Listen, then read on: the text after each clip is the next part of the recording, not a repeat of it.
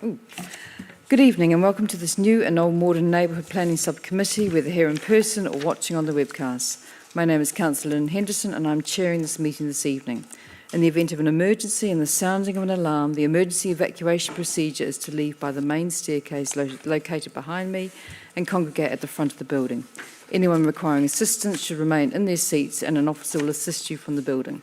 This meeting is being filmed for live broadcast on the Council's YouTube channel, and an archived version will be available to view on the Council's website after the meeting finishes. The broadcast will be suspended during any adjournments and proceedings and if the committee resolves to consider information as exempt business. Please can everyone present in the meeting ensure that their mobile phones are switched off or in silent mode for the duration of this meeting.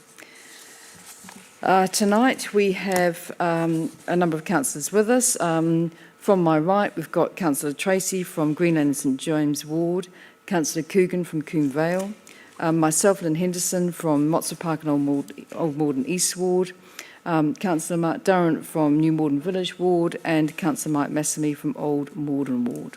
We also have a number of officers in attendance this evening to give an overview of the report and advice during the meeting. We have Lucy Bennett, Harsha Bundia, and Sam Nichols. Members of the public are reminded that the planning application process is constrained by the need to have regard to current planning policy at national, regional and local levels, as well as all other material planning considerations, including case law precedent. The decision-making process is often described as quasi-judicial because local planning authorities have to act reasonably within the bounds of planning law and the above considerations and are not free to determine planning applications simply because of the weight of public opinion. There is a registration scheme for residents and applicants wishing to participate on the planning applications that are considered by this committee. Members of the public who have registered to speak will be invited to come forward to the table in front of the public gallery at the appropriate point. Are members happy to approve the minutes of the meeting held on 13th of November 2024? We're happy? Okay.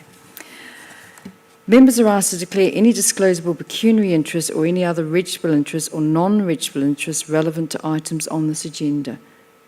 Do we have any interest? No? Okay. Can members also declare if they have been on any site visits to the two applications we're considering tonight? Did any of you go and stand on the street and look at the site? I did. I did on both of them. No? Okay. All right. I know the gym. So you've walked past it and you've probably... I haven't been there recently. Yeah, okay, so we're familiar with the site. Okay, all right. Right, so we're going to start with the first application, and that's 11 Cotsford Avenue. And I'm going to hand over to Harsha. Harsha, can you lead us through the application, please? Thank you. Thank you, Chair. So the first item tonight relates to a householder planning application. The application reference number is 25/00284/HOUF. And the application relates to, as you say, 11 Cotsford Avenue, New Malden, KT3 5EU. The planning application is for the demolition of an existing side conservatory, erection of part 2-storey, part single-storey rear and side extension, single-storey front porch extension, roof alterations with first floor front extension, a front dormer, increase in roof height, installation of front and side roof lights. In front of you now is an aerial photograph of the application site. The application site is marked with a point so you can see where it is. Next on your screen is a bird's eye view of the application site. Again, the application site has a red arrow, quick identification. This is taken from the front of the street, and this second image is a bird's eye view of the rear elevation. Again, to give you context and a flavour of the character of the street. I will quickly flip back to the aerial, then again to the bird's eye view images. In front of you now are photographs of the application site, front, side and rear elevations. Now you will have in front of you a location plan of the application site. And in front of you now is a block plan with the footprint of the proposed development hatched, so that again you can see the context. So I will flip back to the location plan. This is existing and this is proposed. Now you will see existing plans of the building, the conservatory, which is proposed to be demolished, and the ground floor layout. There is a roof plan and a loft plan. I will now present to you the proposed plans. The proposed plans include a wraparound side and rear extension. As you can see on the plans, the applicant has indicated the sort of 45-degree lines, as per recommended in our residential design SPD, to assist officers in assessing impacts on neighbouring properties. As you can see here, it would look as if the 45-degree line would breach so in a nutshell, if the line would exceed or go beyond 50% or cover more than 50% of a neighbouring window on both plan and elevation form, there is likely to be some impact. However, if I skip forward, I've sort of skipped forward a bit here, but as you can see from these images and the 45-degree line shown, you can see on elevation form, I beg your pardon, the 45-degree lines, as indicated with the dashed green line, would not encroach on the neighbouring window. So it does on plan form, but it doesn't on elevation form, which then indicates that there might be impact, but it would be very minimal because the line wouldn't be breached both on plan and elevation form, only in one. So this has been part of officers' assessment when assessing impact on neighbouring properties. In front of you now is a loft plan. And now you see a roof plan of the proposed extensions. Existing elevations, and now proposed elevations. If I'm skipping, I think I'm skipping too quickly, so I'm going to slow down and go back to the existing elevation so you can get a good view of those. And now you can see the proposed front and rear elevations. And now the side elevations and section drawings. I will now skip to rendered 3D images to give you sort of a holistic view of the proposed extensions. And in front of you now is a tree protection plan, which has also been considered as part of this application. And in the late material, you will have seen a final list of conditions pertaining to approved plans, time limit materials, restricted use of flat roofs, upper floor windows to be obscurely glazed and fixed shut to protect neighbouring amenity, and compliance with tree protection plans and fire safety statements. And in conclusion, officers recommend approval of the application, delegating as necessary to the Director of Planning and Regeneration in consultation with the Chair of the new and Old Malden Neighbourhood Planning Subcommittee. I would like to take this opportunity to make a quick correction to the committee report, which erroneously refers to the Surbiton committee, and clearly we are not at the Surbiton committee, so please do accept my apologies for that, and that's corrected now. Okay. Thank you, Harsha, and we won't take any offence. Okay. We have two registered speakers on this item. Roderick Steed is to speak as an objector this evening, and David Williams, and Lee Pitters will be speaking in favour. Roderick, I was wondering if you'd like to come forward to the table there, and you're going to address the committee with your comments. Now you have 5 minutes to speak, and we will let you know when you have 1 minute remaining and when your time is up as well. So just indicate when you're ready, and Sam's going to time you. Okay. Put your hand. Okay. 3 objections: scale and bulk, right to light, and planning governance. So on the scale and bulk issue, the proposal in front of you is 20% larger than the one that you approved in August 23. It is 40% larger than my house, which is the adjacent property. The application is currently 233% larger than the one that's currently there. So I just mentioned this in terms of trying to give you an indication of what bulk means, because there's no formal definition of it. This planning committee on the 2nd of July 2021 rejected a planning application, and I'll quote your exact words. It says, the scale and siting would appear overbearing when viewed from numbers 9 and 13 Cotsford Avenue. It would deprive these properties of natural light, resulting in material harm to the living conditions of the occupants. Now, the plan in front of you is larger than that plan. So how on earth you can say that it is not overbearing just beggars belief. The application also has a roof line, which actually, when you measure it, is 1.4 metres higher than the adjacent properties. So it's going to stick out like a sore thumb. The next point is the right to light. So numbers 9 and 13 have a right to light granted under the Right to Light Act and the Prescription Act. This right has been acquired through 20 years continuous use of that light. Now, number 13 is the hardest hit of the two properties because the proposed development removes the sunlight from its kitchen in the morning. And we know this because the developer has very helpfully built the house already to first floor level. So we can see the practical impact this is having. So at number 9, we suffer in the afternoon. But if you go to Mr. Woods' house at number 13, he's suffering now. Right to light, taken away by the size and scale.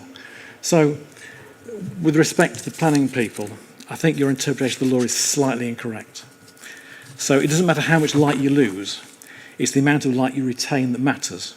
Now this was determined by the House of Lords. And they said that you need to retain sufficient light to be able to use those rooms in the way that they are intended to use. So the idea of Mr. Woods having to turn on his lights at 10 o'clock in the morning to use his kitchen doesn't pass the test. And that's the reality.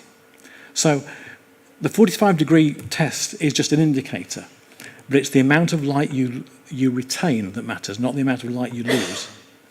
And I would argue that for both the properties concerned, we actually lose light and it makes them less usable than they originally were.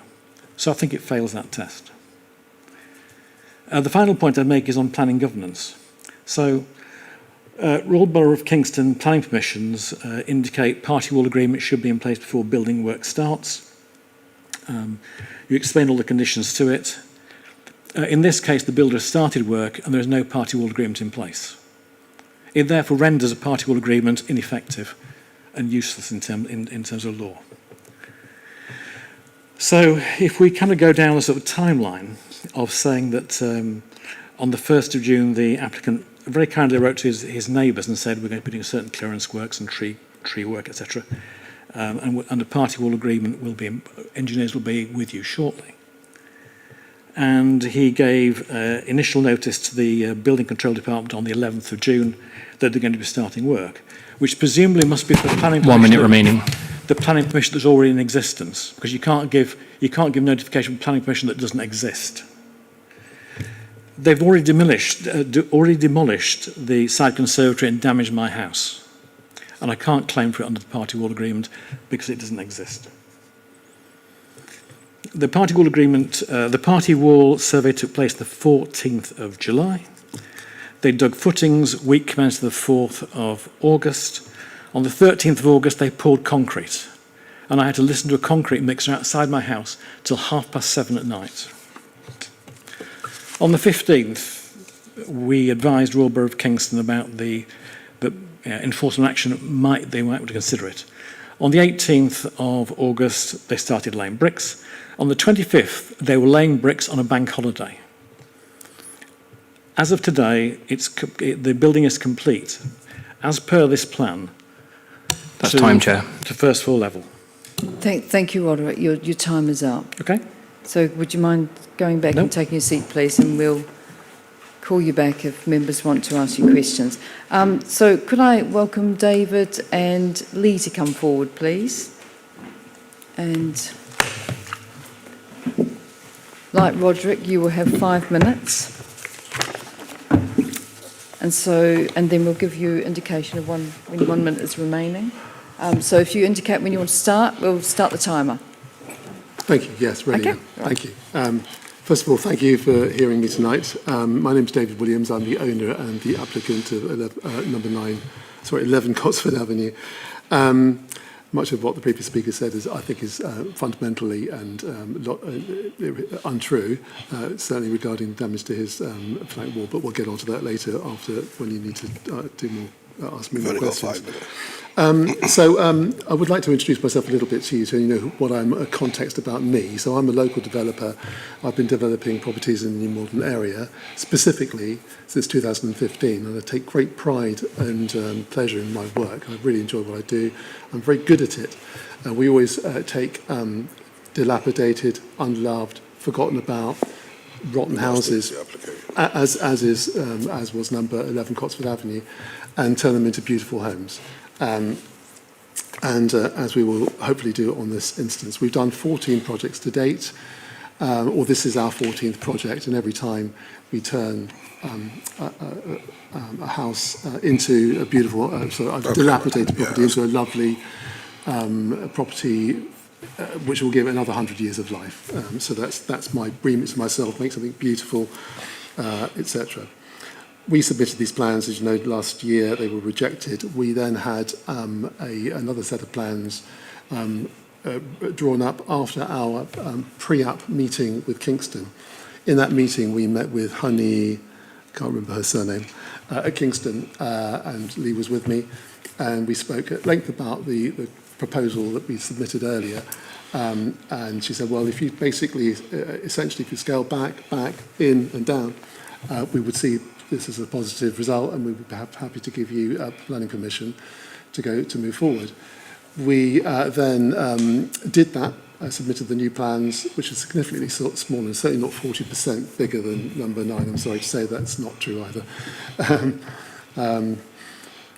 So I can tell you that number 9 Cotswood Avenue is a development I did actually several years ago, and the previous speaker bought the house from me. And it's 3,000 square feet. This property is about 3,400, maybe 500 square feet. So it's certainly not a 40% larger property. So this bulk idea is nonsensical. Where was I? Right. Yeah. So we know that the previous subcommittee meeting was cancelled in July. That was a big blow to me because it already cost me a lot of money between my submission, which we expected a positive result on in March, and then we waited 3 months. That cost me about £25,000 in payments. Probably not relevant, but and then to have the 17th of July subcommittee meeting cancelled was a real blow. I was caught between a rock and a hard place. I needed to do some work, keep my builders active. We did do some preliminary work, stripping out the building, doing some basic works there. So yes, Can I interject? going on. Let me just check my.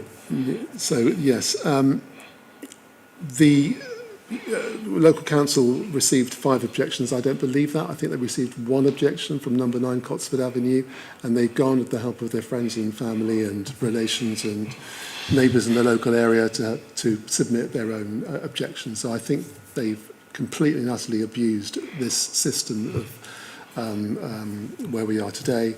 And I'm gratified that the government are now considering withdrawing the idea of subcommittee meetings to residential properties. As you know, mostly they do deal with commercial properties or supermarkets or parking areas or whatever, not usually residential. 1 minute remaining. Can I jump in? So yeah, I'll let Lee jump. Sorry, just as the agent, just quickly, running through that we did follow pre-application advice. As you can see, the roof form is now not overbearing to the last refusal, which we had before, which then is more positive to the actual design and the character of the property. The roof form also was reduced considerably, so there's no impact on any neighbouring properties.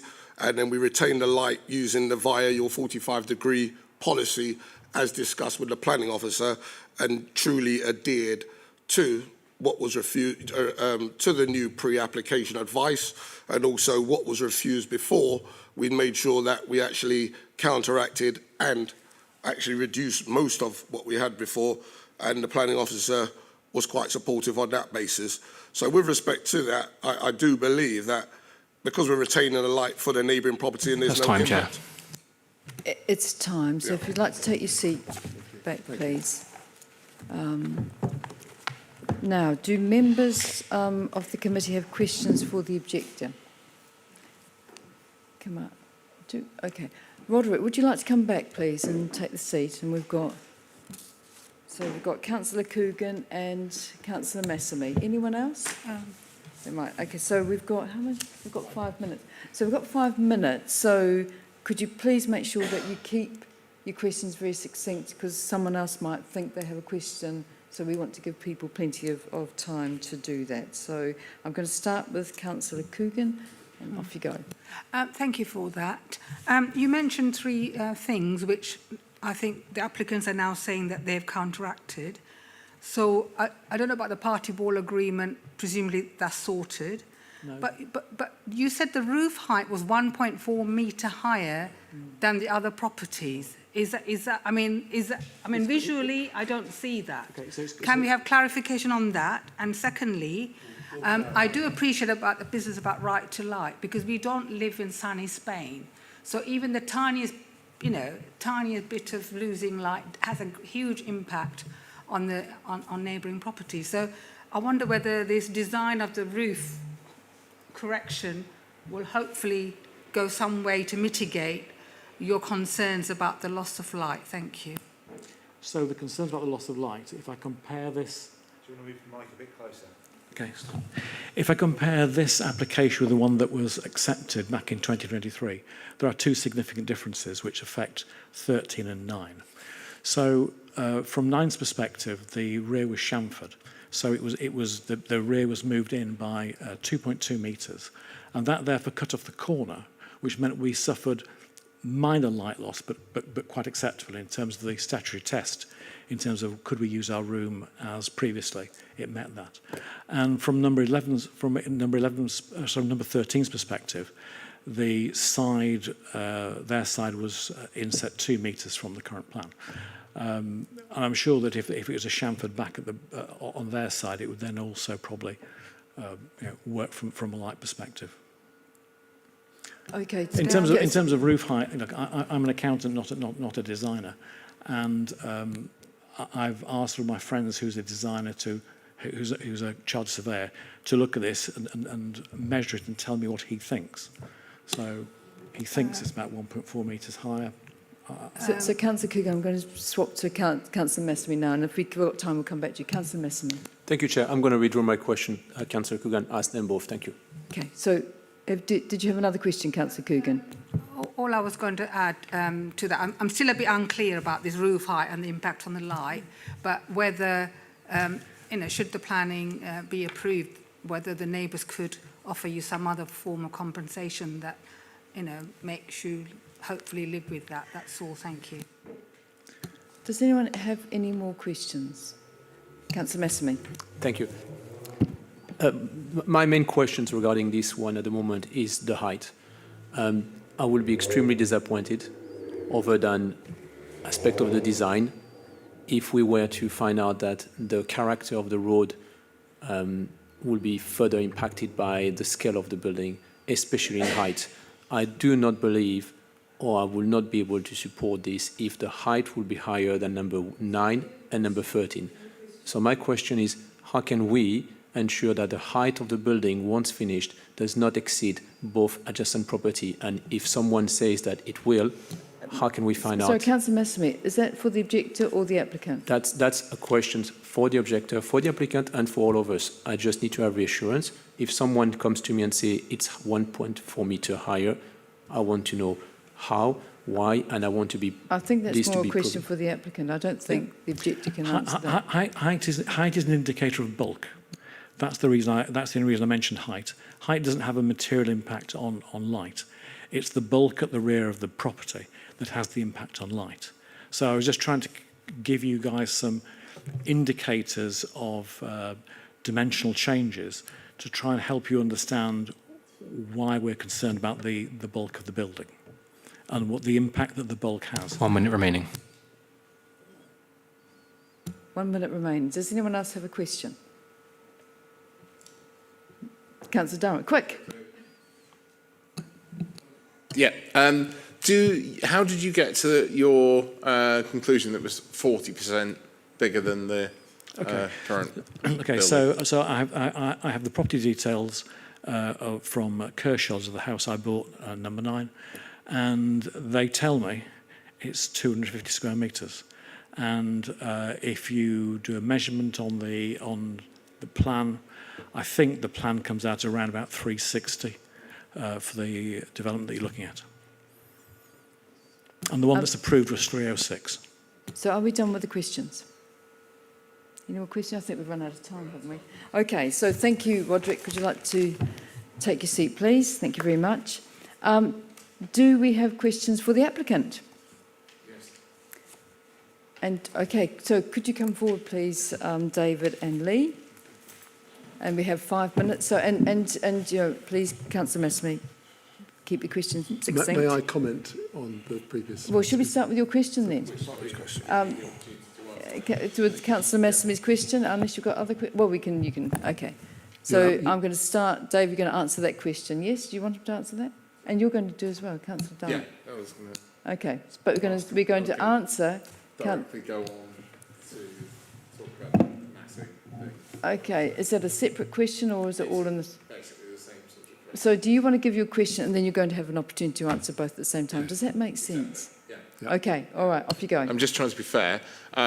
So the objector has said that it's 40% more. You don't Absolutely think that's not. correct? No, we've done the measurements. I sold number 9 Cotswold Avenue to the previous speaker. I know that's a 3,000 square foot house, so I think in square feet rather than in square metres. It's easier for me. And this property is 3,600 roughly square feet, so we're not 40% bigger. It's marginally larger. And in terms of the height of the roof line, there is no such height difference, Lee, is there? No, not at all. I only took probably about 100, if you look on that, it's about 150 millimetres, not 1 So we're talking about 4 maybe metres. a marginal. So it's hard to rebut nonsense, but to call it out as nonsense. So that's all I can say at this point. Thank you. Yes. The best way to rebut that is through mathematics. So perhaps you could tell me exactly how much bigger the building will be against the existing building. Thank you. A very marginal amount bigger. In fact, it will look... As in a number? In terms of bulk and size, and I can't give you a number, sorry, I don't have that information to hand. But in terms of size and bulk, which is what seems to be an argument, number 9 Cotswold Avenue currently is the nicest, prettiest house on the road. I know because I made it. I made it look like that. Number 11 Cotswold Avenue would look like its lovely younger brother. It will look almost precisely the same. In fact, it will look smaller because number 9 Cotswold Avenue goes from neighbour's border to neighbour's border, whereas ours comes in 1 metre and 1.5 metres. We've come in metre on the... We've come in away from the boundaries.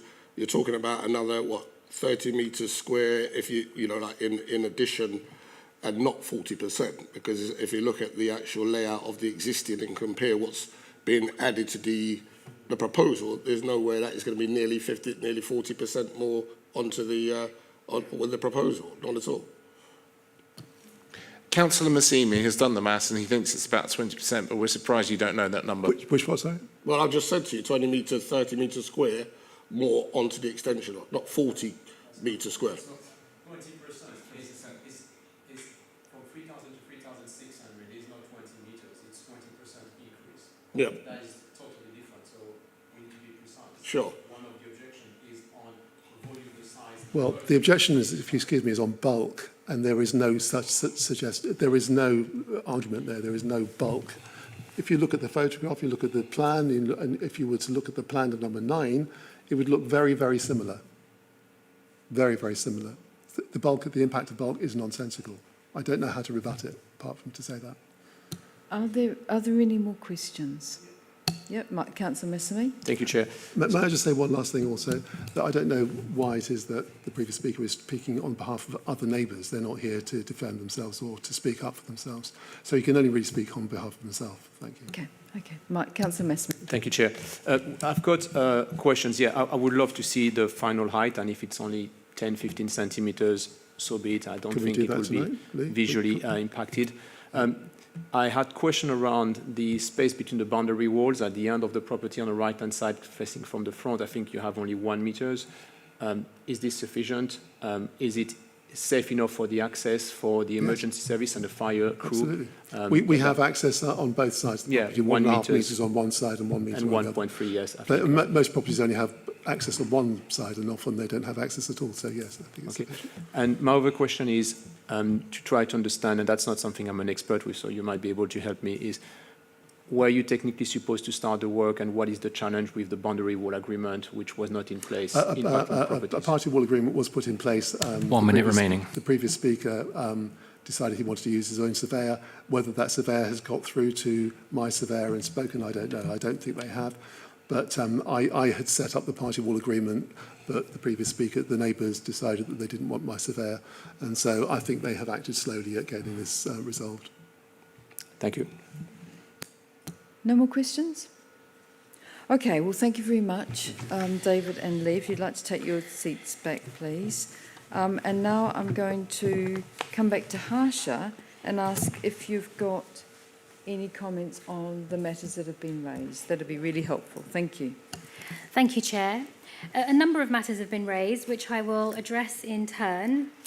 The first matter that was raised relates to scale and bulk, and there has been some discussions about percentage increase of the proposed property. Now, I can't confirm nor deny the increase in percentage of the property, and that is because there is no planning policy basis to resist an extension to a home based on percentage increase. We have policies in place to assess developments in terms of height, mass and scale, but they are not limited to percentage increase. And I think there is no shying away from that the extensions to the building compared to the existing are significant. You know, there's a wraparound extension proposed, a roof extension proposed.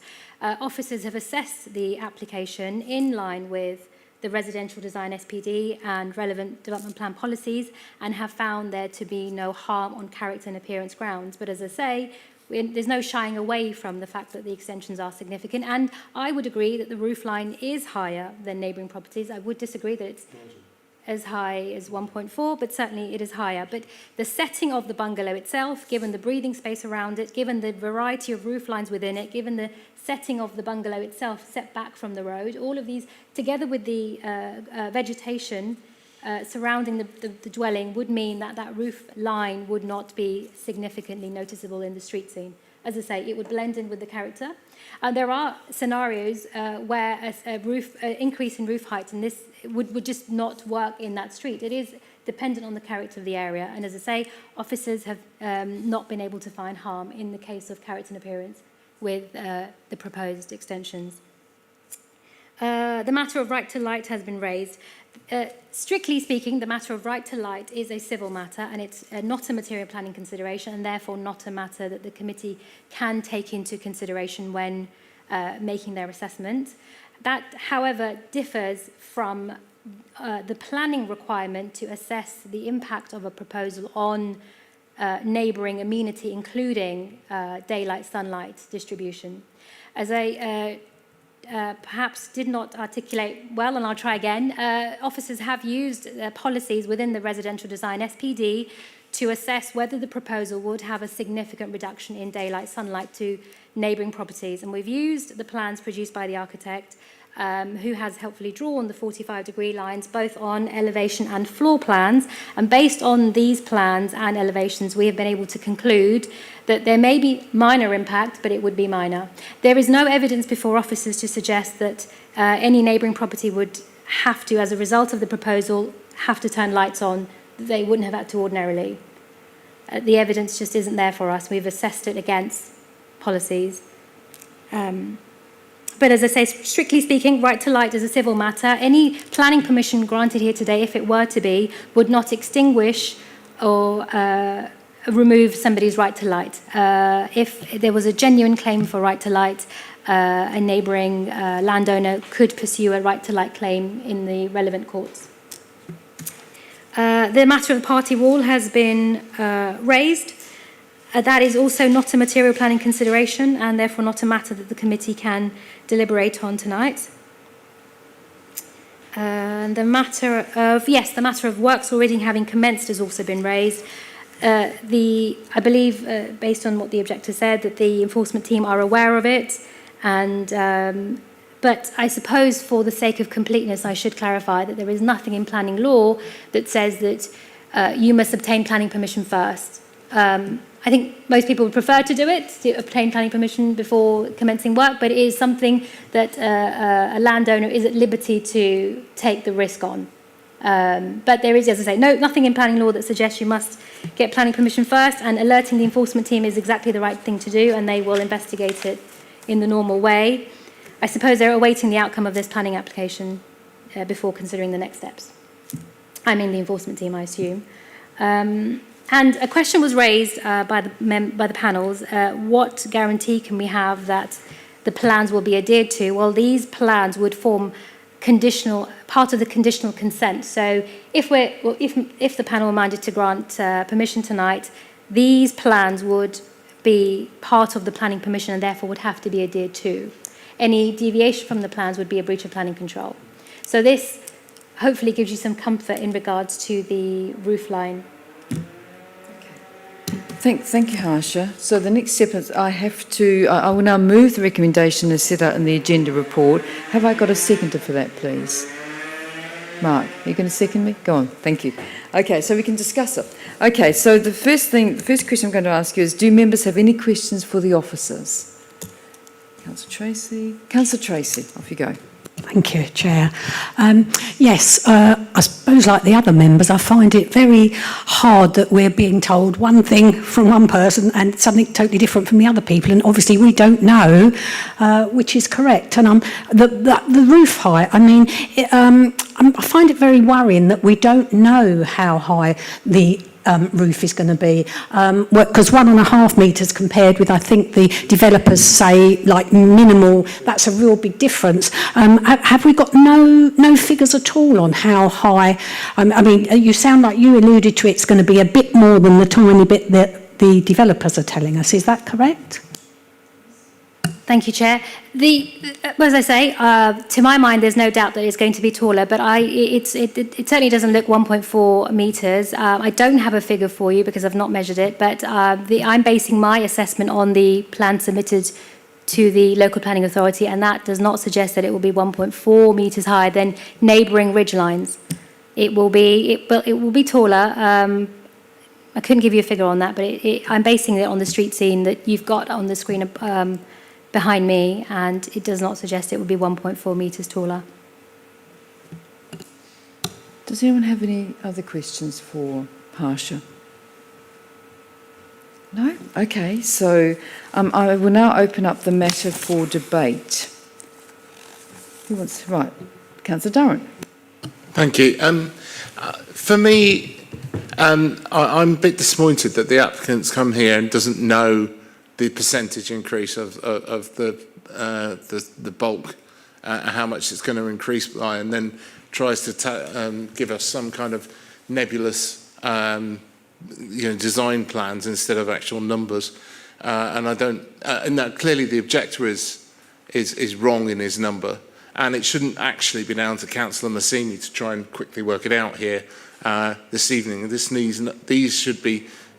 should have been provided to us beforehand as well, because although it's not part of the material consideration, it does take into account so many other things, such as light and other things, because if it's a big scale, then it's difficult to, not have that information and make a decision. So I was sort of minded to approve it, but I'm not so sure now, because I don't feel like I've got all the information in front of me. Thank you. Does anyone else have any comments? Councillor Massimi? Thank you, Chair. Irrespectively of if I like or dislike the design, which is irrelevant in this matter, I do understand and try to be on both sides, both the property developer and also the resident. And my first concern was first and foremost around keeping with the rest of the street or road layout. I understand improvement has been made since the last refusal, I think in 2021. I just, again, I am like my colleague, Councillor Tracy, slightly confused about maybe some of the discrepancy between both guests we had tonight, and I'm still a bit unsure about the final height. I would really like to know if there is indeed a final height somewhere, rather than just having appreciation on a drawing and having to assume if it's 15 or 14 centimeters, like one of the guests say, or 1.4, 1.5 meters. Slightly higher means nothing. I like precision, and slightly higher could be 15, 20 centimeters for some, it could be 2 meters for others. I would also would like that whenever we have those meetings, that the guests keep their personal comment regarding politics for themselves. I'm not here to be told that the future government might actually scrap those meetings and see value in it. This is irrelevant and not helping the conversation. I would appreciate if this is taken into account. But other than that, I am lacking some information, but based on the thoroughness of the officer tonight, I might struggle to find a reason to object based on the feedback I've received. Thank you. Anyone else? Councillor Coogan. Thank you, Chair. As the officers pointed out, there is sort of the planning law and the civil law, and as a planning committee, we are here to look at it from a planning perspective. I take the point what the objection the neighbour has raised, but there's a precedent. I mean, all along Coombe Lane West, there are humongously tall houses next to dwarf-looking houses. So I don't know what's happened to RBK's skyline. So, but although scale and bulk, as the officers pointed out, is not part of, it's not a planning policy, and we are here to consider the planning application. So I am minded to approve on that basis. Thank you. Does anyone have any other comments?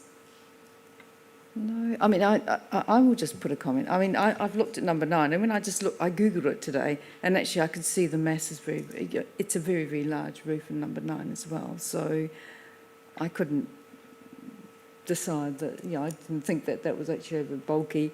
These are large properties as well, and it's stepped back from the street.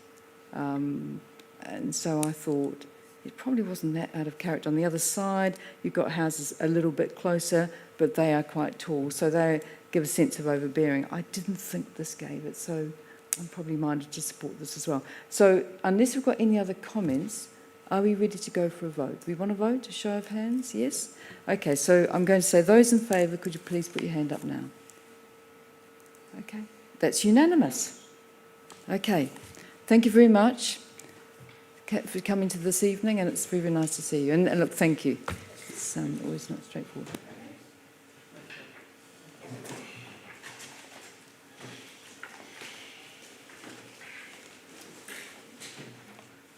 Oh, sorry, I should say, if you want to stay, you're more welcome to stay, or if you want to leave, please leave. Okay, all right. So, second application. 2329 Blagden Road, and I'm going to hand over to Lucy to present. Welcome, Lucy. Thank you, Chair. Yes, so the second application that's being presented tonight is planning application reference number 25/01256/full. It is an application under Section 73 of the Town and Country Planning Act, which is an amendment application. So it seeks to amend planning permission reference 98/4151/SR, which was granted for the change of use of a ground floor unit from retail Class A1 to health and fitness club Class D2, including pool. And it seeks to remove condition 5, which restricts opening times of the health and fitness club. The application is presented at committee as it has been called in by councillors and is considered appropriate for committee consideration. So before you, we have a location plan. So the site relates to a commercial unit on the ground floor of a 3-storey building on the Blagden Road frontage with a multi-storey car park to the rear. It is a commercial unit that's currently occupied by Fitness for Less and is adjoined by Lidl. The building is located within the New Malden District Centre, which is a mixed-use area. So here we have an aerial image of the site, and you can see its surrounding context is definitely mixed use. We also have a street view, and you can see the existing gym, Fitness for Less. Okay, so the proposal is for a variation to planning permission reference number 98/4151/full to remove the condition 5, which relates to opening times, to allow for the new operator of the gym, Pure Gym, to operate on a 24-hour basis. The existing condition 5 restricts the current operating hours for the existing gym to 6:30 a.m. to 10 p.m. Mondays to Friday and 9 a.m. to 7 p.m. on Saturdays, Sundays and bank holidays.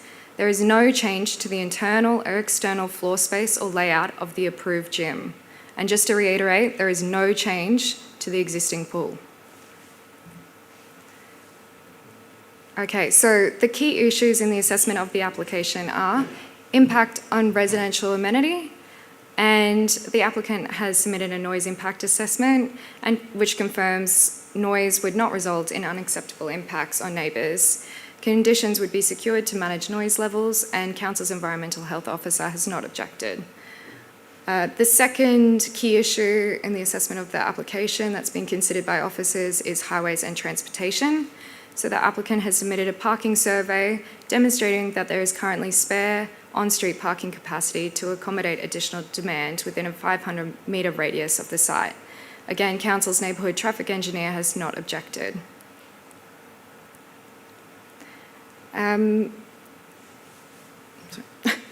Late material includes a final list of conditions which secures the plans from the original planning permission, restriction on use of the ground floor unit to Class E only. It also secures acoustic insulation and cycle parking in line with the approved details under the original planning permission. It restricts noise levels at the nearest residential facade, and it also includes the requirement for an operational management plan to be submitted for council approval prior to the implementation of the extended operating hours. So the recommendation here tonight is to agree to approve the application subject to conditions and to delegate authority to the Director of Planning and Regeneration to finalise the recommended conditions as set out in the report, including such amendments, additions and or deletions as the Director of Planning and Regeneration in consultation with the Chair of the Neighbourhood Subcommittee, can I just clarify that on the screen right there, considers reasonably necessary. Thank you, Lucy. So we don't have any objectors who have asked to speak, but Councillor Tracy, you wish to speak or address the committee under the call-in application. Yes, thank you. Does Councillor Tracy need to take the... Yeah, if you wouldn't mind, Councillor Tracy. Yeah, okay, thank you. And you've got 5 minutes. Okay, so we'll time you anyway. Okay, you just raise your hand when you're ready. Yes, thank you. I'm ready, Chair. Thank you. I just called this application in for determination by the Planning Subcommittee in light of the public attention that is attracted, and I feel that this matter should not be delegated to officers for a decision, but should be discussed at this meeting tonight. Thank you. Super, short and quick. Yes, back you go. Thank you. And we have Jonathan, who is representing the applicant. Would you like to come forward, Jonathan? And you have 5 minutes. So raise your hand when you're ready to go. Ooh, off you go. Thank you. A gym has been established at the application site for 25 years, and this application is associated with the requirements of a new operator, Pure Gym. Since the time that planning permission was granted for the existing gym in the 1990s, the health and fitness market has changed considerably, and this has included a move towards lower pricing and 24-hour opening to increase the accessibility of facilities and reflect more flexible working patterns. Whilst gym uses would be much lower at night time, 24-hour opening provides access for shift workers, key workers, and those that simply prefer to exercise at less busy times of the day. We've provided officers with attendance figures for the existing Pure Gym site at Kingston Town Centre. The figures from Kingston show that at night time there is an average of 12 visitors per hour on a weekday and 7 per hour at a weekend. Between midnight and 5 a.m, there would generally be less than half a dozen visitors to the gym every hour. Pure Gym operates over 400 sites throughout the UK, including many 24-hour sites from similar locations to the application site at Blagden Road. This includes other sites elsewhere in Greater London, such as Twickenham, Fulham and Mitcham, which are all on the edges of town or district centres and in close proximity to residential properties. These and other established gyms operated on a 24-hour basis without any adverse impacts on their neighbours. In this case, the application has been supported by a noise impact assessment, which confirms that the extended opening hours of the gym will not result in unacceptable noise or disturbance. Any noise from the gym at night will be comfortably below existing background noise levels at the nearest residential properties, and environmental health has raised no objections. There will be no group exercise classes held at night time, and so the associated speaker systems would not be used, with only low-level background music played in the gym. Officers have further proposed a new planning condition requiring an operational management plan to be submitted and agreed. Pure Gym has significant experience of implementing such management plans, and this entirely accords with its approach to being a good neighbour. It installs secure entry systems and extensive CCTV as standard, which is monitored 24 hours a day by a dedicated team. As part of this application, we've also commissioned independent parking surveys to respond to concerns raised by residents. Whilst we would still expect some users to walk to the gym or use public transport, the surveys have demonstrated that there is significant spare capacity for on-street parking at night, with up to 150 available spaces within 500 metres of the site. Even if all visitors drove to the site and chose to park on street rather than using public car parks, there would be sufficient on-street parking available to accommodate them. We hope that you can therefore support this application, which should expand access to health and fitness facilities without having any unacceptable impacts on the amenities of local residents. Thank you. Thank you, Jonathan. Actually, would you just mind sitting there, because do members have questions for Jonathan? Now, bear in mind we've only got 5 minutes. Now, I know you'll keep yours short and sweet because you've just done that. It is very quick. But Councillor Massamy, keep it short and sweet. So if someone else has a question that was, I have a question, but if mine falls away, never mind. So Councillor Tracy, you kick off. Thank you, Chair. It is just quick. Can I just clarify, the gym is going to be, well, if we say so, it's going to be 24 hours. Is it going to be manned during any of that time, or is it going to be totally not manned? What tends to happen is that I think managers work on a 2 shift, so there'll be like a 6 to 2 p.m. shift and a 2 till 10, but after that time there may be personal trainers on site because they will obviously be there when their clients want to be there, and there'll be cleaners there early morning, perhaps late in the evening as well, but essentially no, during the quieter times it's effectively unmanned. Councillor Durham. Thank you. Obviously, with the parking as well, I'm obviously do know the site quite well. It's in my ward. You are above a council car park, so is there some kind of arrangement that we could come to where perhaps we could offer parking facilities for gym users? I'm sure that's something that perhaps we could look towards as well, because obviously the place. The car park currently closes at about 4 o'clock in the afternoons, but perhaps there could be an arrangement which allows gym users to have use of the car park if they want to as well, because it's quite an underused facility at the moment. So it's something that we could perhaps look at.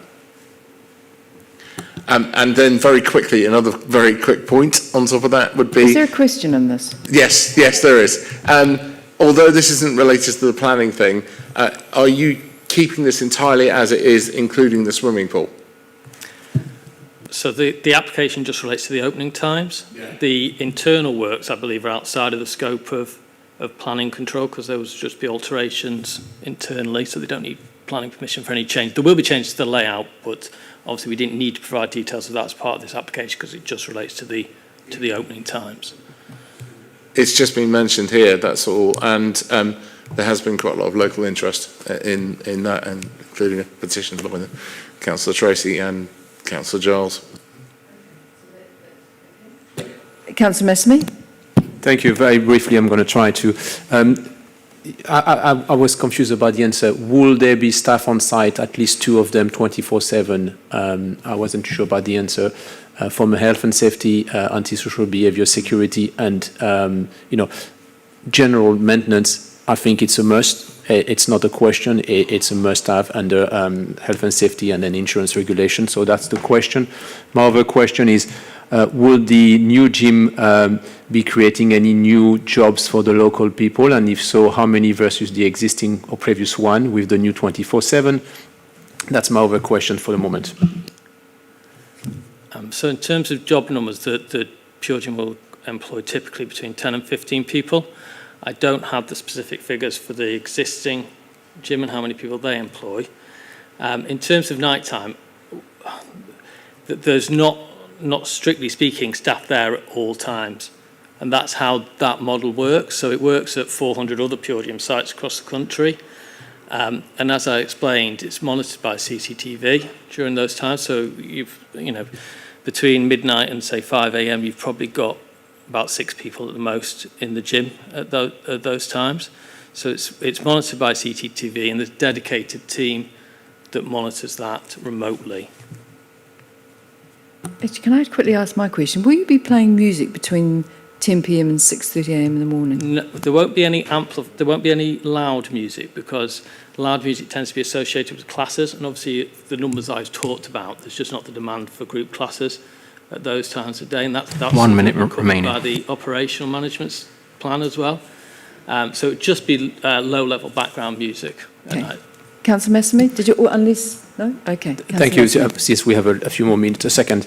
I'm very concerned about the non-staff at night. I know pretty much the industry, and CCTV will not help you if you have a heart attack, or if you have to have AD, or staffing on site that needs to provide CPR. Do you have a question? My question is, can you look into having staff on site, and if not, what are the mitigations that you have in order to make sure that a resident and the user are protected at all time? So I think that would be covered by the condition and the operational management plan. So as I said, that they do this at sites all over the country, and Pure Gym aren't the only company that do that. The gym group also operate on a similar model. So they do have emergency procedures in place should there be any kind of critical kind of incident to respond to. That's time, Chair. Thank you, Jonathan. Would you like to take your seat back, please? And I'm now going to ask Lucy. Lucy, do you have any comments about the questions that were raised? Thank you.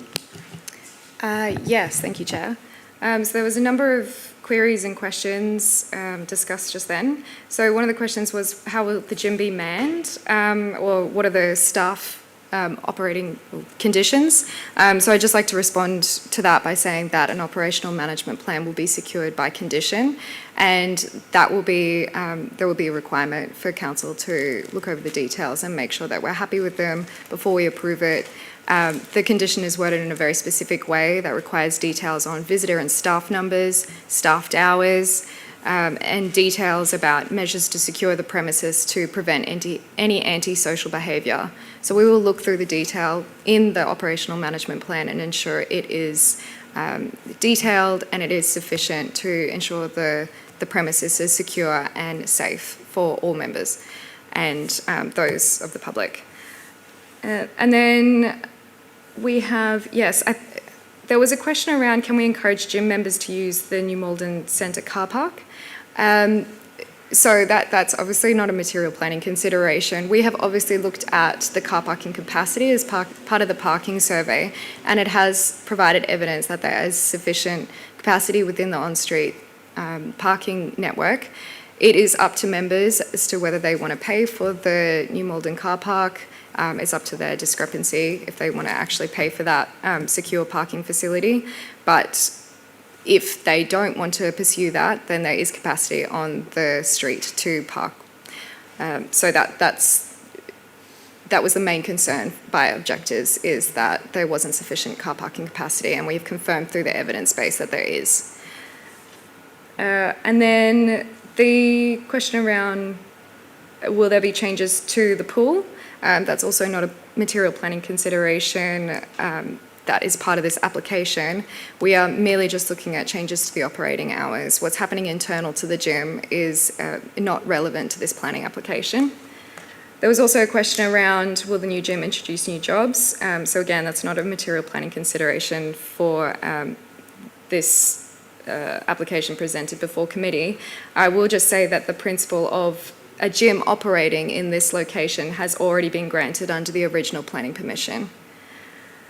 And then, there was also a question around the operational, how measures what measures will be in place for controlling antisocial behaviour? And I'd just like to loop back and say that an operational management plan will be secured by condition, and we will ensure that those details are provided and that we have an opportunity to approve them. Yeah. Okay, so do members have any questions for the officers? Councillor Massimo, you had your hand up first, then Councillor Durrant. Thank you. I'm all pro-business, and I've read the very long list of objections for this proposal. I cannot agree with some of the comment around parking issue in Howard Road, where most property have a driveway for 2 or more cars. But even though there has been a survey done, and I understand how it works, anyone that lives, knows the area, or is aware of the challenge for residents in Blackdown Road to park days or nights, 7 days a week, I cannot believe that they will not be impacted. When we look at 500 meters radius, we're talking about somebody going almost as far as halfway through Old Malden. So I don't think the user will be parking on the other side of town to go to the gym or in the Malden Manor Station car park or New Malden Station car park. My question... So do you have a question? Yeah, my question is coming, yes. So I would like us to look at alternative viable options to reassure residents where the main objection is around parking issue, that they could either use the parking space which is next to Lidl, I forgot the name of it, I think it's the Malden Centre parking, or as suggested by my colleague, a creative solutions, maybe using the car park. My main concern is around the parking issue for residents, which is also a resident concern, and I need to look at the reinsurance that they will be able to park anytime, days or night, with the least disturbance as possible. My other question is around the condition attached to the gym. You mentioned that there is a plan that needs to be presented. Could we make conditions to it that the gym must be staffed 24/7? And I would struggle to put my names towards a project without knowing that staff will be on site. I do not believe that I can rely on maybe 400 other gyms that have done it. That is irrelevant to me. For the resident, I need to know that someone is on site, and is it a condition that we can put on the applications to make sure that there's always somebody trained and accessible at all time? Do you have the questions, Lucy? So you want to ask about the car parking, and secondly about... Correct. Car parkings, what are the alternative solutions? And can we make it a conditions to have staff on site 24/7 for any type of issue, being health and safety, CPR, antisocial behavior, or point of contact? Okay, so firstly on car parking. So the parking survey clearly sets out that there is occupancy on the on-street car parking network within 200 metres and 500 metres of the site. The figures that we're looking at is around 41 spaces unoccupied, up to 105 spaces unoccupied at the 2 times on the 2 days that were taken for the survey.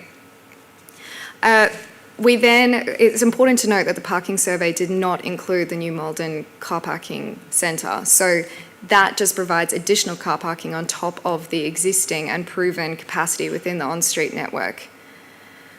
So the evidence before us shows that there is sufficient car parking, regardless of what it appears, the busyness of the street. The figures have been undertaken in accordance with the Lambeth methodology, which is the standard procedure for a parking survey of this nature. So the evidence before us shows that there is sufficient car parking capacity, and that's not even taking into account the additional capacity that's on offer in the New Malden car parking centre. So I think that addresses your concerns, hopefully. And then the second matter is on whether we can secure 24-hour staffing within the gym.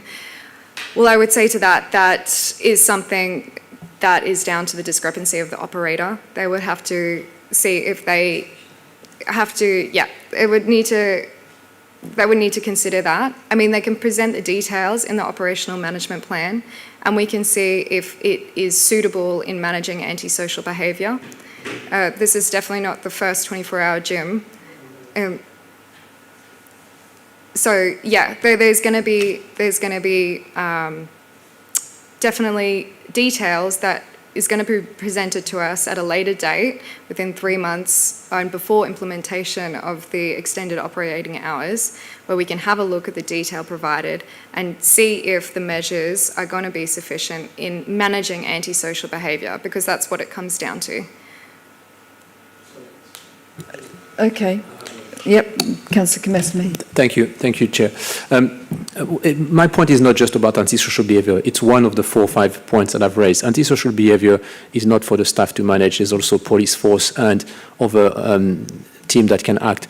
My point was around health and safety, around CPR, around access to defibrillators, around making sure that gym members and also local residents know that there's always, at all times and any time, a point of contact for a place that is open 24/7.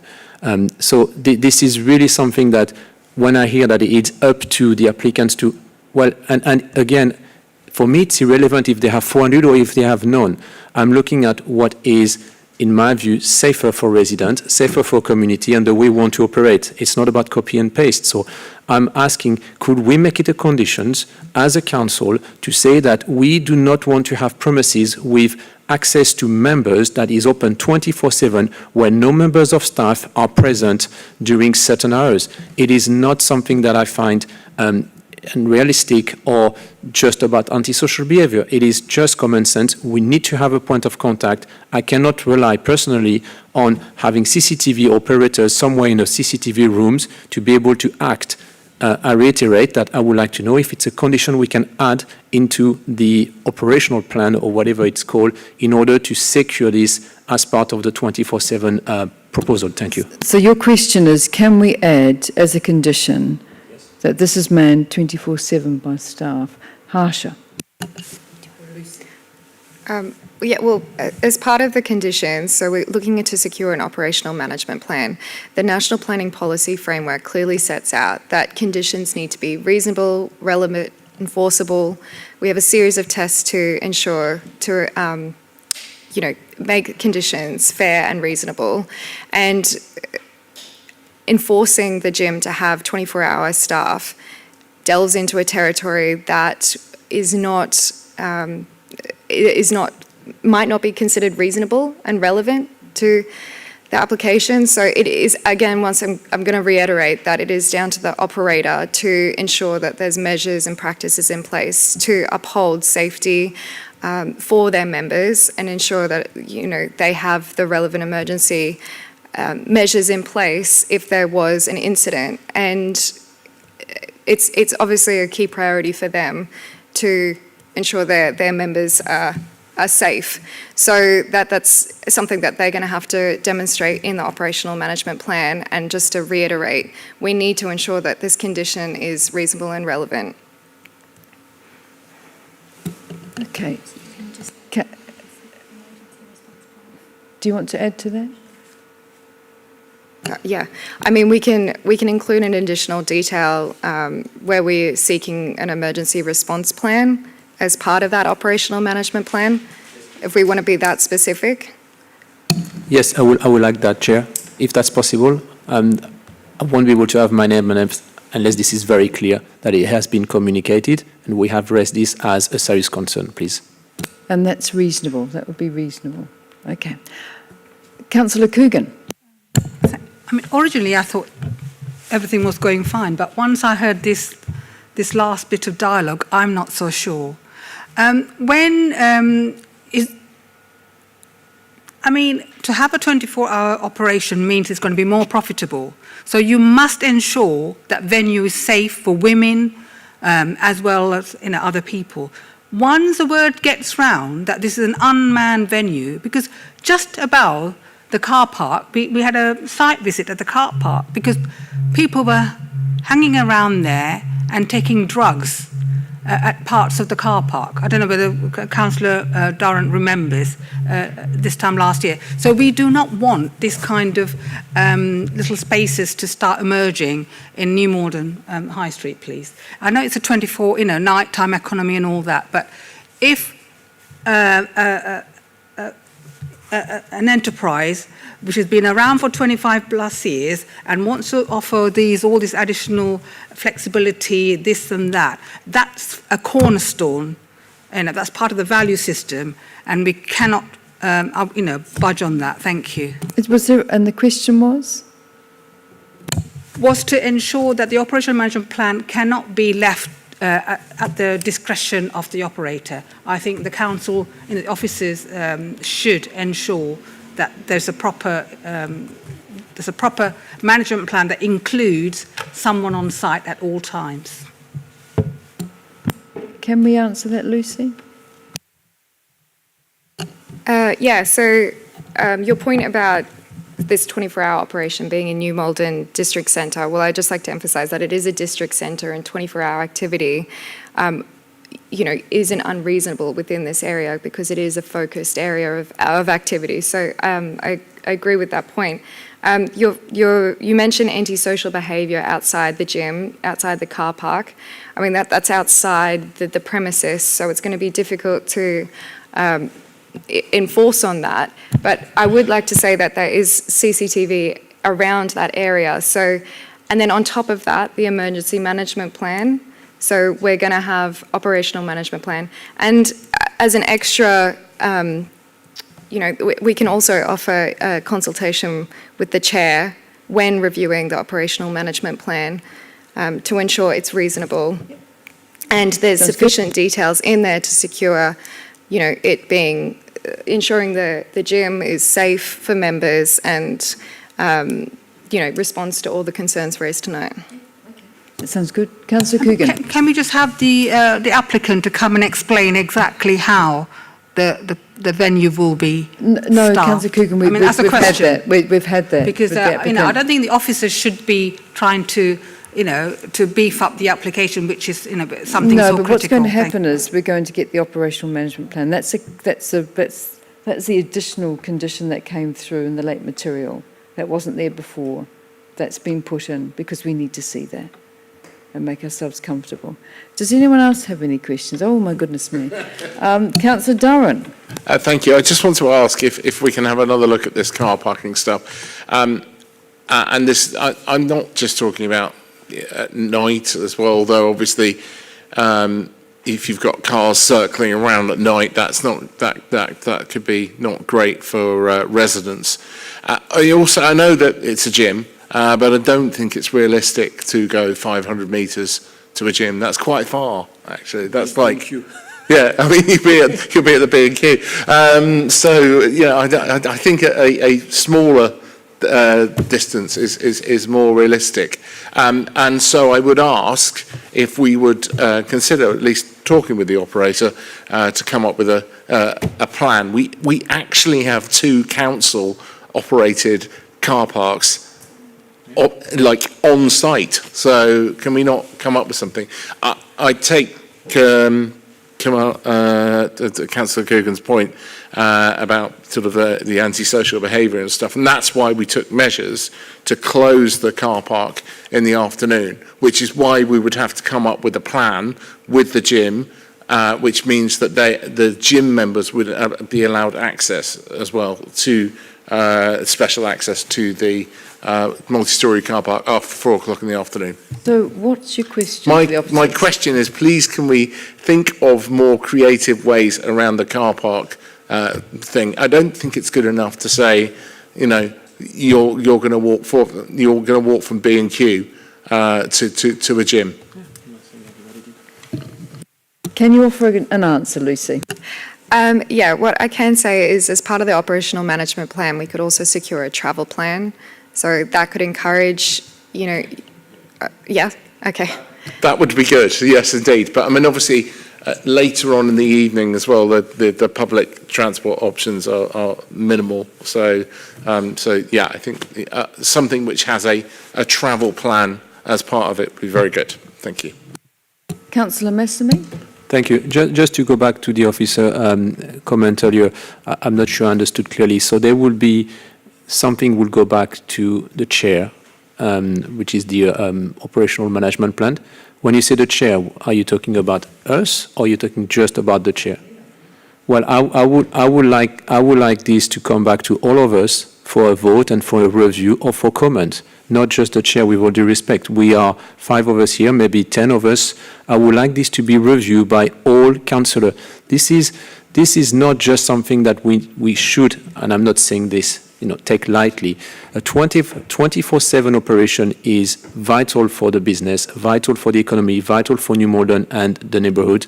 But it's also really important that we consider the fact that we have a numbers of residents nearby.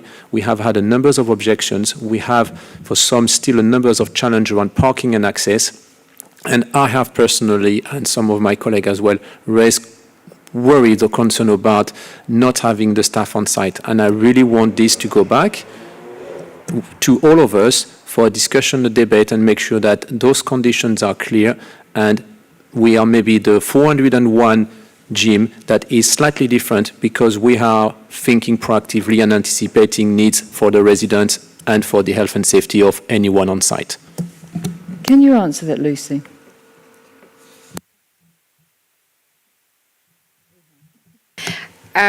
I'd just like to say that it's quite an unusual offer to allow the operational management plan to go back to the chair to also consult and determine whether it's reasonable and relevant. So I think that is a fair and reasonable offer on the table.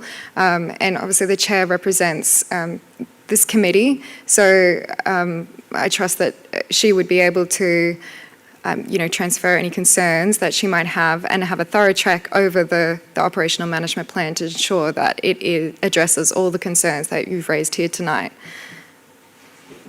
So just Chair, with all due respect, so just the answer is no, Councillor Massimi, we will not go with your suggestions because you believe that it is reasonable what you have proposed originally, correct?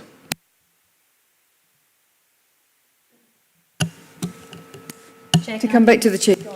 Well, I think, Chair, essentially it's a decision for you to take. It is unorthodox to bring conditions applications to the chair as it is, but I think given the level of public interest and the feelings on the panel, it's sort of to offer that additional layer of comfort to members, we're happy to discharge that condition in consultation with you. I think my worry with expanding it to the whole panel is that we wouldn't want to reasonably withhold or elongate the process of discharging conditions. So we've got to bear that in mind. We've got an 8-week target date. If we take too long, then the applicant has rights of appeal, etc. So I guess I'm just trying to manage that statutory process along with, obviously, the consultation with members. And I think I would like to sort of stress that the operational management plan can really only expect reasonable endeavours to be implemented in terms of an emergency response plan. I think if the applicant can demonstrate that they have an adequate, robust emergency response plan, and therefore that justifies not manning the gym 24 hours, and I think we would have to accept that.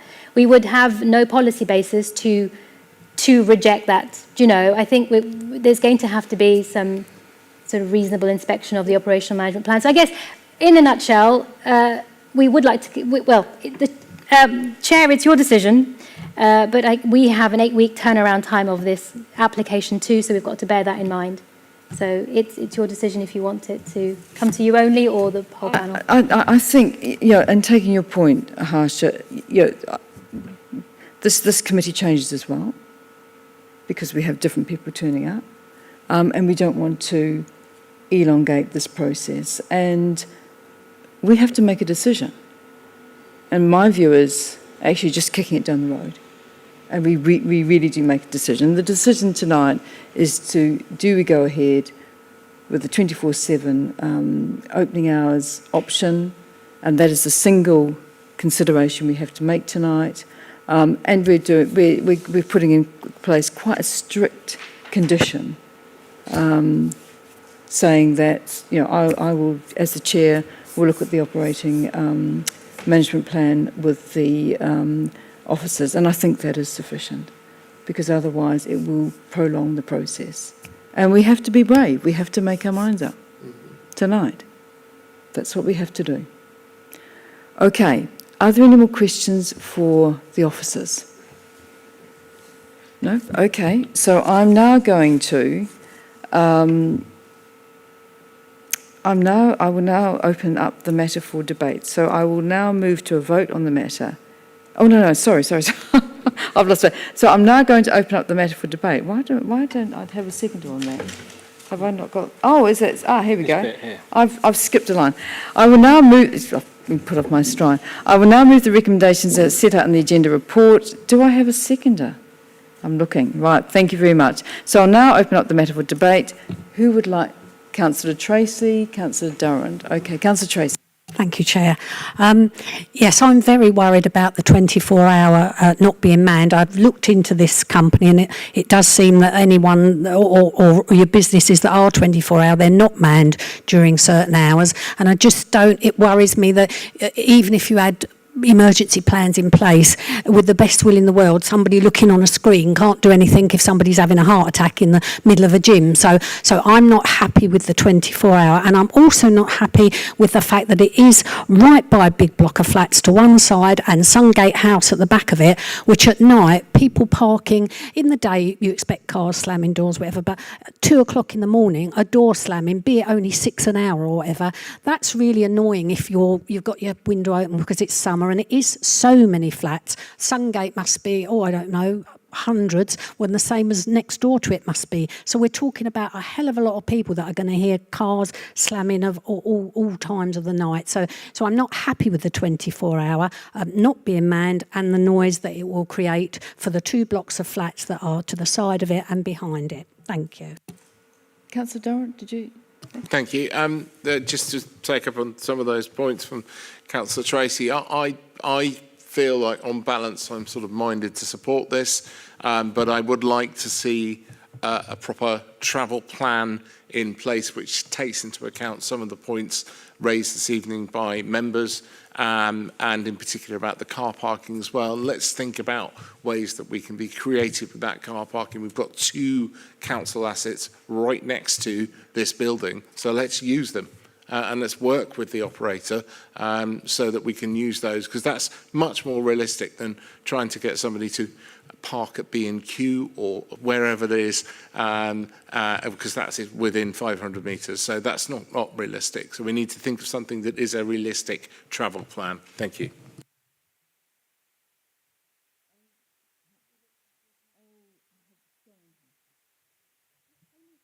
Only if it's possible for me to come in. I sort of, oh, thank you. I just sort of wanted to, I suppose, manage expectations around the travel plan. I think because the application relates to hours of operation only, and the evidence base has been reviewed by the highways officers and they raise no concerns. I mean, the desire to have members use the car park is understood, and I think we can make a request to the gym via the operational management plan to encourage the members to use it, but I think in terms of any kind of robust enforceability or mandating that is going to be very difficult through the guise of this application. So I just wanted to, if I wasn't, to manage expectations around that we can put the request in and we can ask Pure Gym to do what they can with speaking with their members, and then perhaps document to us how they're going to do that. But in terms of sort of requiring the members to do that, I think we're on slippery ground there. I just wanted to flag that, just so the expectations around that were managed. I'm not asking for a mandation. That's not right. What I'm saying is let's work with the operator and, come up with a suggestion, like you've got 2 assets there.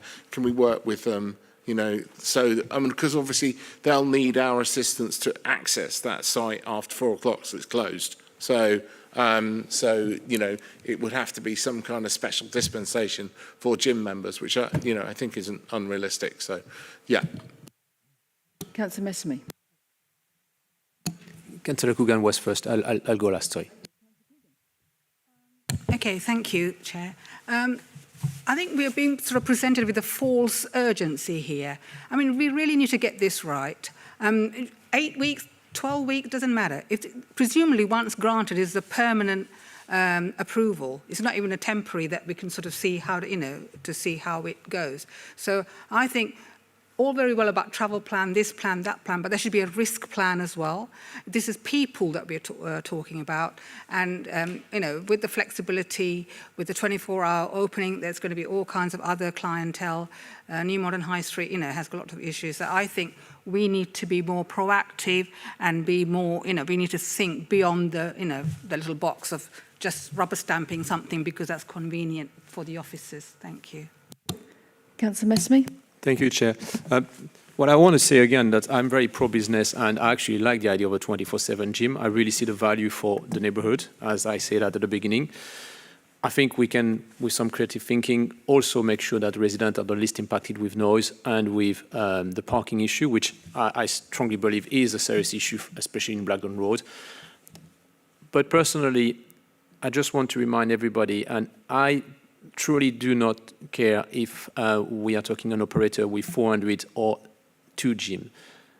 If Kingston, Sutton and Richmond are some of the safest wards, some of the best quality of life, is for a reason. It's because we care, because we anticipate, because we are proactive, and because we are trying to make it safer. I cannot put my name onto an application tonight without having the reassurance that members of the gyms, members of the staff, and also residents will be safe, because a 24/7 business is correctly equipped with professionals on site that can provide first aid, support, emergency, or point of contact.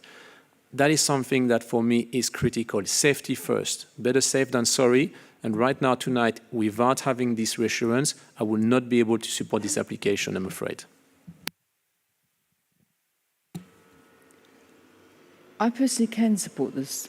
I can support this application. I think at the moment it's a derelict site.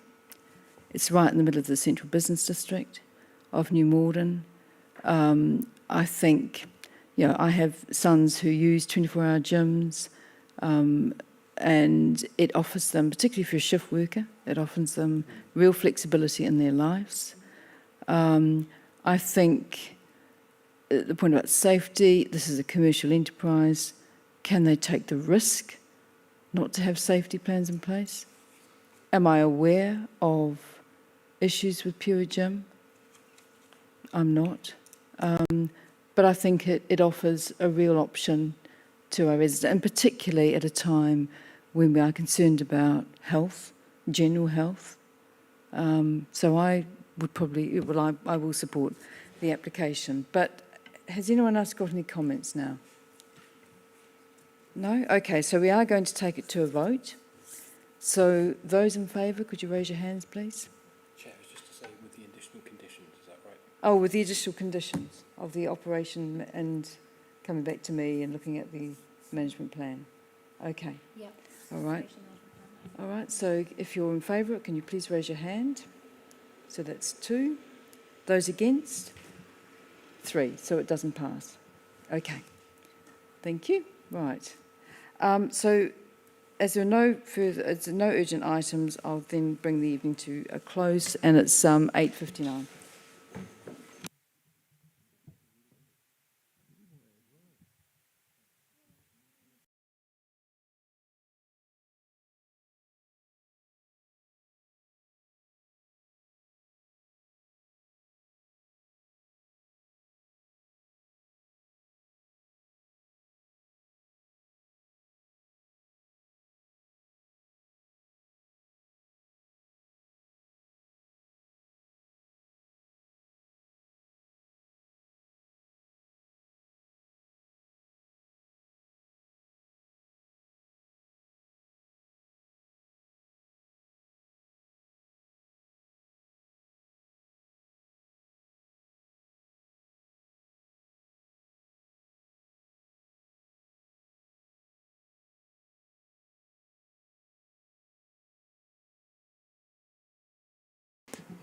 If we ask for this to be deferred, that means that we will go back to the drawing boards with the Pure Gyms, with the team, and come back with a proposal that might work for all of us, correct?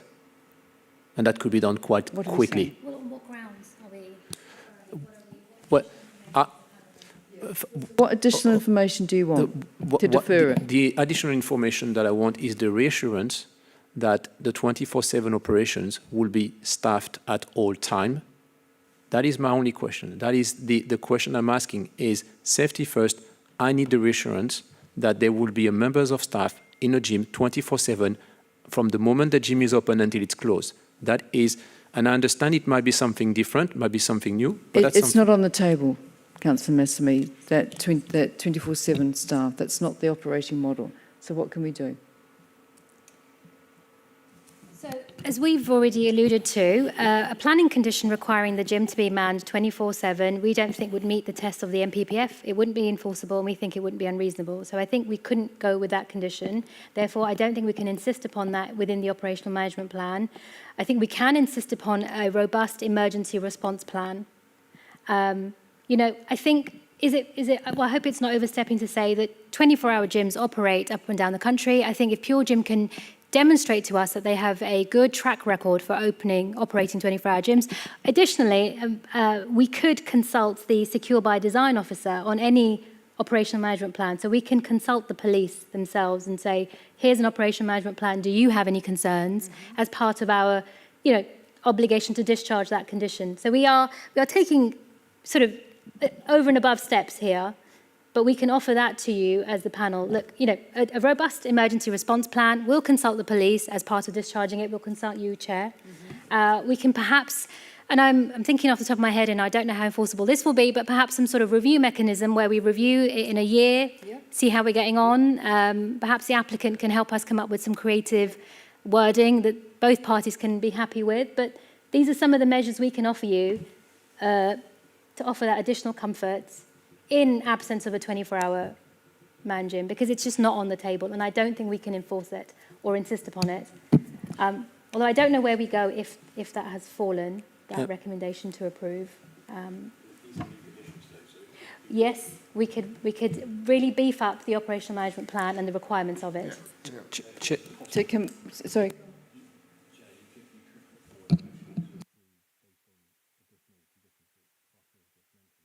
Okay, so... Or you could defer it, or you could put motion forward to refuse it. So, can I ask a couple of questions of the officers?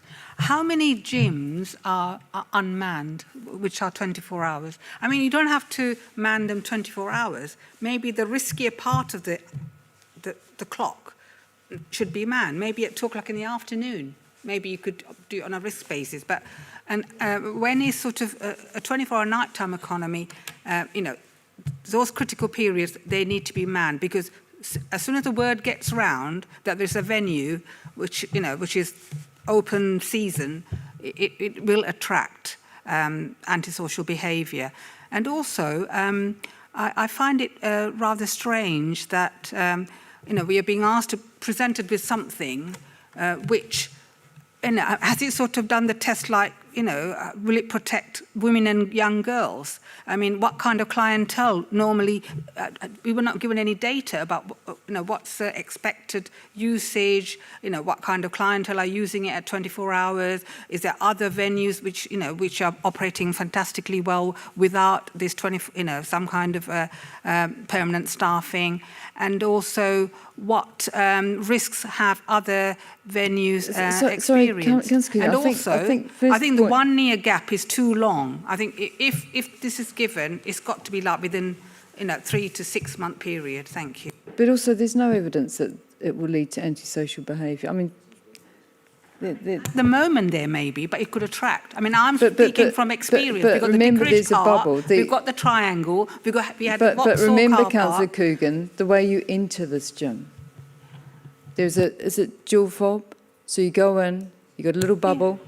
But an and then you go in. experienced gym operator should be speaking about this. They should be giving us comparative data why they think this is safe, because does Mitcham and Croydon and where these 24-hour gyms happen, do they operate without staffing? Do they? And it's been no they do. problem? Loads of gyms do. Loads of gyms. But these are the things that we were not presented with. Back on. Again, the operational management plan will include a lot of details about how this gym will operate.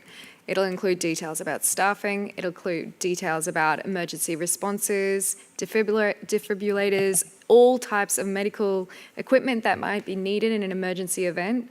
So this operational management plan will be very, very detailed, it will be very inclusive, and as Harsha mentioned, it will be we can consult with Metropolitan Police and the Secure by Design officer, and they have obviously a whole wealth of experience in trying to protect the public from antisocial behaviour. So to see where we can get tonight, I can put forward a motion to put before the committee to include all of these additional conditions, which I hope someone wrote them down.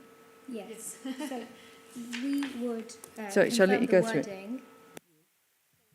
Chair, with your permission, we can come back to you with the exact wording of the condition pertaining to the operational management plan to capture all the things discussed tonight. So the emergency response plan and all of those things. So we can present to you revised wording of that condition. And it will also take, and you mentioned the police. Yes. So you take all of it. How do we feel about that? Who can second me on that motion? You second? Should we have another vote? How do we feel about that as a committee? Chair, Councillor Massamy? I'm always happy to have more votes, but I just need to understand exactly what we are voting for. So what we're going to do is we're going to represent this, the 24/7 on the basis of these much stricter conditions around that operational management plan, to take into consideration particularly the emergency measures. We've got to understand that. We've got to have that spelt out. We're going to talk to the Met Police and consult you. Consult the Met Police and consult me. That's a lot of responsibility. And what else? Within that, we're going to seek a plan for the gym to encourage members to use the car park previously mentioned. So. But critically around those emergency measures, to make sure that we understand how... Thank you, Chair. If someone gets into trouble, they know what they can do, there's CCTV. Thank you, I appreciate that. So are we saying that you will take this, get it ready, and then present it back again? Or you want us, on the basis of what you're saying, that we're going to vote tonight for a yes or a no, hoping that the plan is, based on our expectation or our standard, good enough? Thank you, Chair. The request is to approve the application tonight and delegate to officers to revert to the Chair with wording of the condition pertaining to the operational management plan before issuing the decision. So before we issue the planning approval, were you minded to approve it, we would agree the wording of the operational management plan with you. And when the condition comes in for discharge, we will consult the Met Police and the Chair of this committee. And I take on board what you're saying about the 24/7 and the emergency procedures. I do understand that. So that's what's on the table. So I've got to second it. Can we vote again? How do we feel about that? Yeah. Okay, right. Round number 2.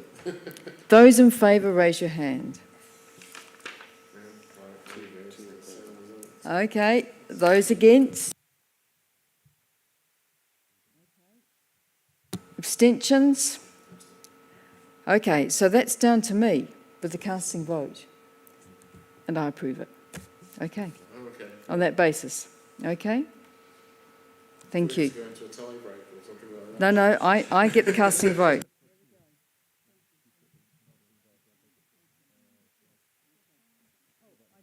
Now, there are no urgent matters after that. You can go home.